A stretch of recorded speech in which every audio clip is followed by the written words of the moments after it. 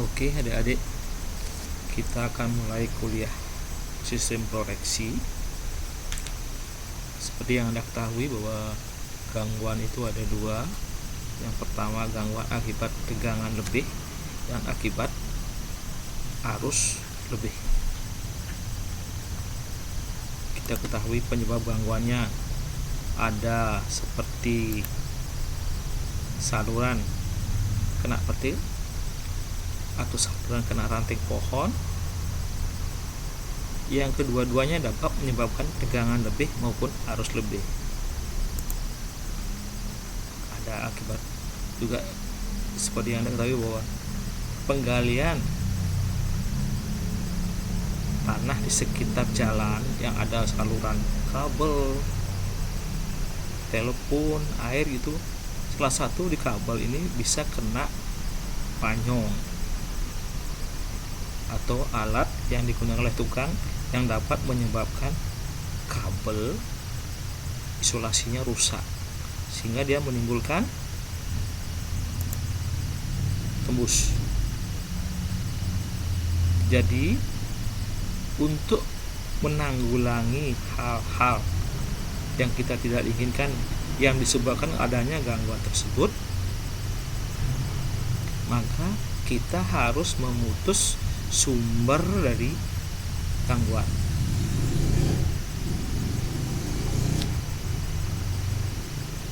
Nah, alat utama untuk mengamankan gangguan adalah pemutus tenaga atau yang disingkat dengan PMT, yang lebih dikenal dengan CB atau circuit breaker. Oke. Nah, PMT tidak akan bisa lepas bila tidak ada yang melepas atau beroperasi secara otomatis. Oke, maka digunakan alat-alat yang berupa alat proteksi berupa relay. Definisi alat proteksi lah, sistem proteksi merupakan suatu komponen atau peralatan yang digunakan atau dipasang pada suatu sistem tenaga listrik pada kondisi normal. Alat proteksi ini harus mampu bekerja mengamankan atau melokalisir gangguan dari abnormal, dapat berubah arus lebih, boom singkat, frekuensi, asinkron, dan lain-lain. Sistem proteksi harus mampu mengamankan dan melindungi peralatan sistem dan konsumen dari kerusakan yang disebabkan oleh gangguan. Proteksi yang menggunakan relay, pokok bahasan kita adalah syarat-syarat relay, klasifikasi relay, fungsi relay, daerah proteksi atau daerah yang diamankan. Di sini kita melalui awal relay arus lebih atau overcurrent relay. Bagaimana prinsip dasar penyetelannya, baik penyetelan arus maupun penyetelan waktu. Oke, syarat relay yaitu relay harus cepat bereaksi. Dia selektif, harus mampu selektif atau mencermati pemilihan saat melaksanakan pengamanan, dan dalam hal ini menyangkut koordinasi pengaman secara keseluruhan. Dengan demikian, segala tindakan akan tepat sehingga gangguan dapat dieliminir sekecil mungkin. Beri contoh pada gambar di atas. Pada gambar di atas, kejadian gangguan terletak di titik gangguan, titik F. Maka diharapkan si B yang bergerak atau yang melepas sumber inilah si B6. Sedangkan si B lain tidak boleh bekerja. Kemudian relay harus peka.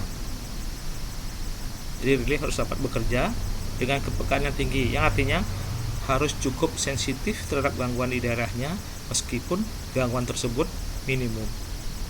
Andal, berarti relay dikatakan cukup baik bila mempunyai harga atau efisiensi 90 sampai 99%. Misalnya, dalam satu tahun gangguan terjadi 25 kali, sedangkan relay bekerja dengan sempurna sebanyak 23 kali. Jadi keandalannya 23/25 di 92%. Kita lanjut ke relay pengaman. fungsinya adalah untuk menentukan dan segera menutup pelayanan saluran tiap elemen sistem tenaga listrik bila mendapatkan gangguan atau kondisi kerja yang abnormal yang dapat mengakibatkan kerusakan pada peralatan atau mempengaruhi sistem yang beroperasi secara normal. Kedua, untuk mengetahui letak dan jenis gangguan sehingga dari pengamanan ini dapat dipakai pedoman perbaikan peralatan yang rusak. Jadi relay ada dua. Relay berfungsi sebagai pengaman utama. Ciri-cirinya adalah waktu kerjanya sangat cepat, tidak bisa dikoordinasikan dengan relay proteksi lain, atau dia bersifat independen, dan daerah kerjanya itu terbatas. Kemudian relay cadangan, pengaman cadangan. Jadinya waktu kerja lebih lambat, ada time delay untuk memberikan kesempatan kepada relay utama yang bekerja lebih dulu. Relay pengaman harus dikoordinasikan dengan relay lain sistem proteksi untuk mengamankan dengan relay pengaman cadangan lain di sisi lain. Secara sistem, proteksi cadangan terpisah dari sistem proteksi utama. Oke, lanjut ke daerah proteksi atau protection zone. Untuk mendapatkan sistem proteksi yang cukup baik dalam suatu sistem tenaga listrik, maka sistem tersebut dibagi dalam beberapa daerah proteksi, yakni dengan memutus subsistem seminimum mungkin. Yang dimaksud keterangan adalah generator, trafo, busbar, transmisi, subtransmisi, distribusi, dan beban. Lihat gambar. Di sini generator, kemudian transmisi, gardu induk berupa busbar, trafo, dan beban. Oke, Anda lihat batas-batas jaringan tenaga listrik yang terjadi banyak peralatan yang berbeda dan karakteristik secara fisik ditandai dengan pemutusan oleh PMT. Ini proteksinya, trafo, inputan melalui transducer masuk ke relay, output transducer masuk ke relay. Relay ini akan menggerakkan tripping coil untuk melepas CB yang merahin. Lanjut, sistem perlu diinduk seperti katakan tadi bahwa ada di trafo, ada di busbar, ada di sistem transmisi, ada sistem distribusi, dan sebagainya. Ini yang ke distribusi, tegangan menengah, ini yang ke transmisi melalui by apa, ini yang busbar. Prinsip kerja relay. Relay bekerja dengan membaca input berupa besaran arus yang kemudian dibandingkan dengan nilai setting. Apabila nilai arus terbaca melebihi nilai setting, maka relay akan mengirim perintah trip terlepas kepada PMT. Relay harus mampu memproduksi gangguan antar fasa, juga mampu memproduksi gangguan tekanan. Yang membedakan relay hanyalah fungsi elemen sensor arusnya. OC biasanya memiliki 2 sensor arus untuk 2 atau 3 fasa, sedangkan GF hanya memiliki 1 sensor arus untuk 1 fasa. Lanjut, berdasarkan waktu dan cara kerja, relay dapat dibagi menjadi 3 jenis, yaitu relay waktu tertentu atau definite time, relay waktu terbalik inverse time, dan relay ketiga instantaneous. Oke, Anda lihat prinsip relay. Pada suatu sistem busbar atau saluran, sebelum dia lewat atau melalui beban, melalui feeder ini, maka akan dibatasi oleh CB. si B ini bila akan putus bila tripping coil akan menarik kontak si B, ya. Yang berfungsi adalah apabila setting CT-nya ini, transducer ini melebihi settingnya, maka relay ini CT ini akan memberikan sinyal kepada relay dan dia akan mengontak ke tripping coil ini dan melepas CD. Relay bisa juga mendapat asupan dari potensial transformer selain current transformer CT PT. Seperti yang saya katakan tadi, gangguan yang di sini akan hilang bila sumber yang ada dari sini akan lepas. Setelah ini lepas, gangguan di sini pasti akan hilang. Nah, ini dilokalisir dulu, baru dia bisa berfungsi kembali secara normal. Jadi prinsip kerja relaynya ada arus masuk oleh CT terus transducer,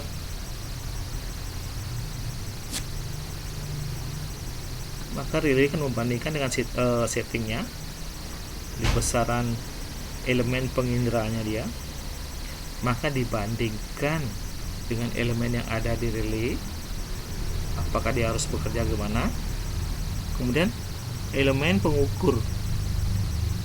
Nah, dari elemen pengukur ini maka dia akan mengontak apakah harus trip, alarm, warning, atau dan sebagainya. Di sini adalah fungsinya relay itu harus masuk CT. Di CT kan dibandingkan dengan setting relay yang ada, maka elemen pengukur ini akan menentukan apakah dia harus trip, alarm, memberikan warning bahwa ada gangguan, atau dia masih dianggap tidak ada gangguan, fasenya sehat. Fungsi masing-masing elemen pengindera yang disebut transducer itu ada CT, ada PT. Elemen ini akan merasakan besaran arus, tegangan, frekuensi dan sebagainya tergantung relay yang digunakan. Besaran yang masuk melalui CT atau PT dan sebagainya ini dirasakan keadaannya, apa keadaan yang itu dapat menyebabkan gangguan atau masih dalam keadaan normal. Nah, dari elemen pengindera ini akan dikirim ke elemen pembanding. Jadi, elemen pembanding berfungsi menerima besaran listrik dari CT pengindera terlebih dulu, dan elemen pengindera akan membandingkan besaran yang ada pada saat keadaan normal dan besaran arus kerja daripada relay tersebut. Elemen pengukur, elemen ini berfungsi mengadakan perubahan secara cepat pada besaran ukur dan akan segera memberi sinyal kepada tripping coil apakah dia harus membuka, memberi alarm dan sebagainya. Waktu pemutusan gangguan disebut fault clearing time. Waktu pemutusan gangguan merupakan salah satu faktor yang sangat penting karena peralatan proteksi harus dikoordinasikan waktunya dengan peralatan lain agar hanya peralatan proteksi yang paling dekat dengan gangguan yang bekerja. Oke, kita lanjut ke relay arus lebih. Relay ini bekerja berdasarkan adanya kenaikan arus yang melewati. Dengan konstruksi struktur sederhana seperti yang saya bilang tadi, relay ini mampu mengamankan peralatan terhadap gangguan hubung singkat antar fase, hubung singkat satu fase ke tanah, dan dapat digunakan sebagai pengaman beban lebih. Dan ada dua beban lebih yang dimaksud di sini lah yang melebihi arus nominal. Dalam artian masih toleransi yang tidak begitu jauh. Ada toleransi berapa persen. Sedangkan gangguan hubung singkat itu sudah kategorinya kiloampere. Kemudian sebagai pengaman utama pada jaringan distribusi dan subtransmisi sistem radial. Dapat juga digunakan sebagai pengaman cadangan pada indikator, trafo, dan saluran transmisi. Jadi radius lebih ada 3. Radius lebih seketika atau instantaneous, radius lebih waktu tertentu definite, radius lebih berbanding terbalik. Waktu disebut seketika, jadi jangka waktu kerja relay sangat singkat, 20 sampai dengan 100 milidetik. Anda lihat di sini, begitu ada arus lewat, ada gangguan di sini, di situ akan dirasakan, kemudian dikirim ke relay. Bila dia melebihi elemen pengukurnya, maka dia akan mengontak tripping coil untuk melepas kontak CB ini. Oke, ini karakteristiknya sama dengan tadi. Ini ada arus yang melebihi setting CT, maka dianggap sebagai gangguan. Maka ini akan mentransfer arus ke relay dengan kontak elemen pembanding, maka dia akan mengecas tripping coil dan menarik kontak CB. Nah, ini waktunya ini. Begitu ada gangguan naik, langsung ketika lepas. Ya, ini harus ada muncul, ini waktunya lepas. Relay harus lebih berbanding terbalik atau inverse. Relay ini dengan karakteristik harus lebih berbanding terbalik adalah jenis relay harus lebih, di mana relay mulai pick up sampai dengan selesainya kerja relay tergantung besarnya arus yang melewati. Jadi maksudnya relay tersebut mempunyai sifat terbalik untuk nilai arus dan waktu bekerjanya terbalik. Makin besar arus, relay bekerja makin cepat. Seperti lihat di gambar ini sama ya, ini makin besar arus, relay bekerja makin cepat. Ini T, makin besar arus ya, lihat ini yang ke atas T, yang ke kanan I. Makin besar arus, relay akan bekerja makin cepat. Ini ya,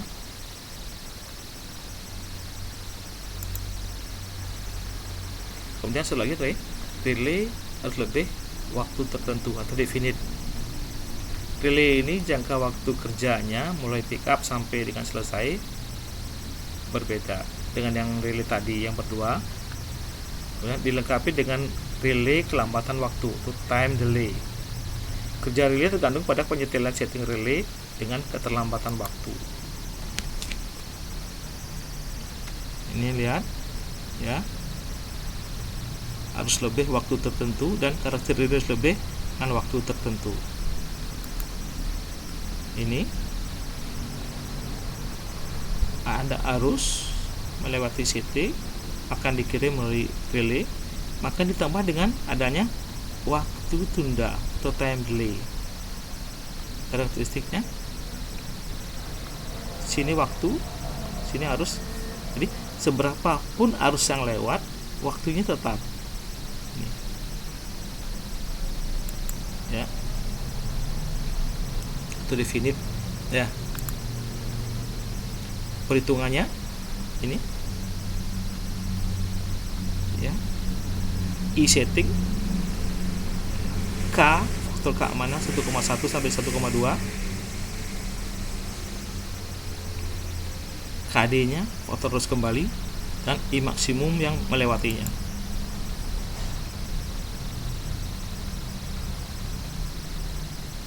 Jadi kita lanjut ke batas penyetelan relay arus lebih.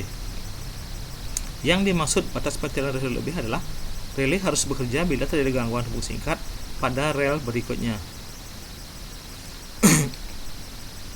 Lihat gambar. Bus A, bus B, bus C. Zona 1, zona 2, zona 3. Relay yang terdapat di A merupakan pengaman utama dari zona AB. Sebagai pengaman cadangan untuk zona berikutnya AB dan C.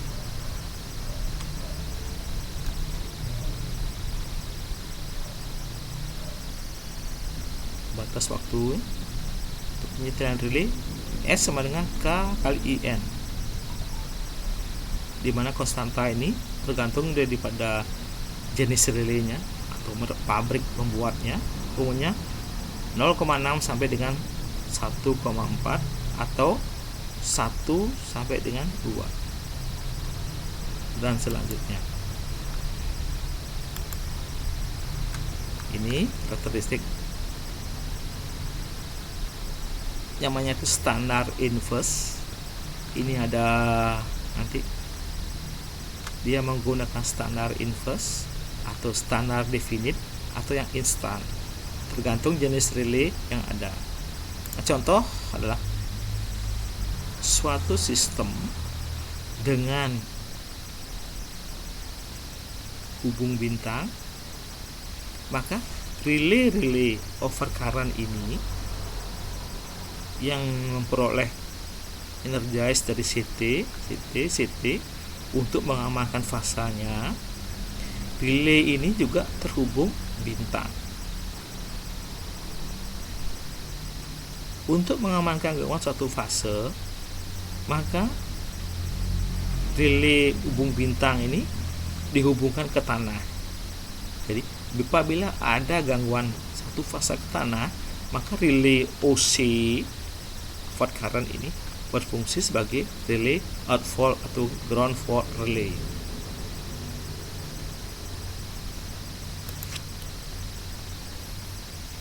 Cukup sekian adik-adik. Semoga materi ini dapat dipahami dengan baik dan nanti kita bisa lanjutkan di kolom forum. Oke, terima kasih. Kita jumpa ke minggu selanjutnya.